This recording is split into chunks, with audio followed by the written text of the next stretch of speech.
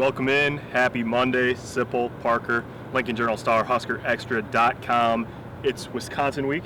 Nebraska's coming off a bye week and an active one at that. Obviously, Scott Frost is coming back for 2022. For offensive assistant coaches are not. First time, we heard from Scott last week, first time since all those changes were made that we've heard from Nebraska players. This is 4 downs, 4 most interesting things we heard today. We're going to start with Frost, though, and just sort of the question for you, Sipple, is does it seem like he's stretched thin? Because as he said, yeah, there's a lot going on right now. I can tell you unequivocally that he's stretched thin. I mean, if you think about what this time of year is all about, it's recruiting. A lot of it's about that. And oh, by the way, Wisconsin ranks number 1 in the nation defensively. They're giving up 211 yards per game total. They're giving up 55.7 rushing yards. Somehow you got to move the ball against them. Iowa's a good defense too. You got to finish your recruiting class, and at some point you got to find an offensive coordinator and 3 other coaches. Right. I would say his workload at this point is incredible. It's interesting. On Friday night, for example, he went down to Texas to see Dylan Raiola, the Yes, 2024 quarterback. I mean, that's an out and back, and then, oh, by the way, you have all this other stuff going on this time of year. I mean, that's the way coaching is, but especially when you're down 4 offensive coaches that you normally game plan with. There's a lot. You know how much I hate cell phones, but they come in handy right now for Frost. Yeah, probably at least one.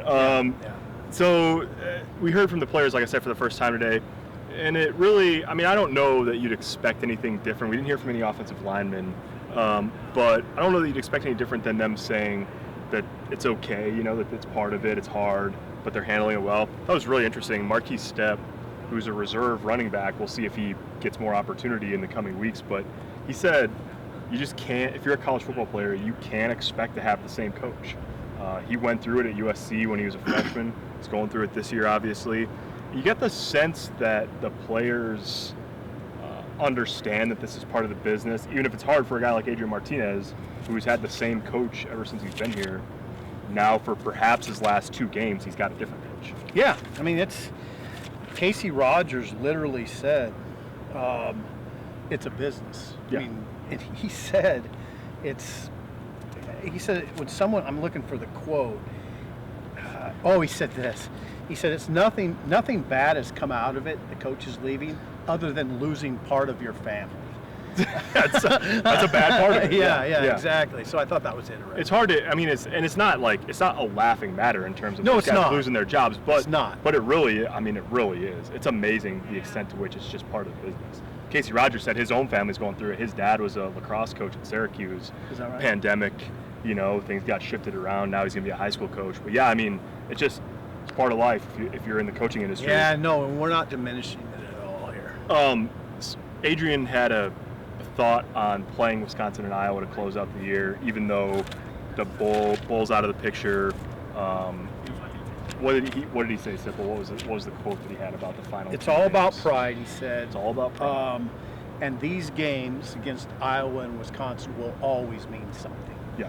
And a lot of guys echoed those sentiments, and even were a little bit more emphatic about it.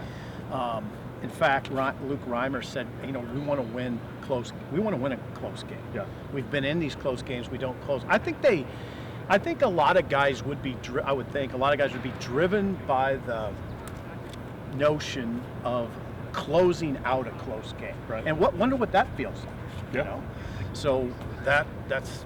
Yeah, he mentioned that. Reimer mentioned that. Number 4, quickly, a couple personnel notes. JoJo Doman had surgery on the injury to his hand. He's out the last 2 games. Big loss, obviously. We'll see what Nebraska does personnel-wise. Isaac Gifford's next up at the nickel spot.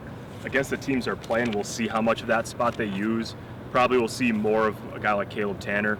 And then quickly, Deontay Williams, Frost said today he has a chance to play coming back from a knee injury. Sevion Morrison, the freshman running back, no longer with the team, wasn't here for the Ohio State game. Frost said he doesn't expect him back.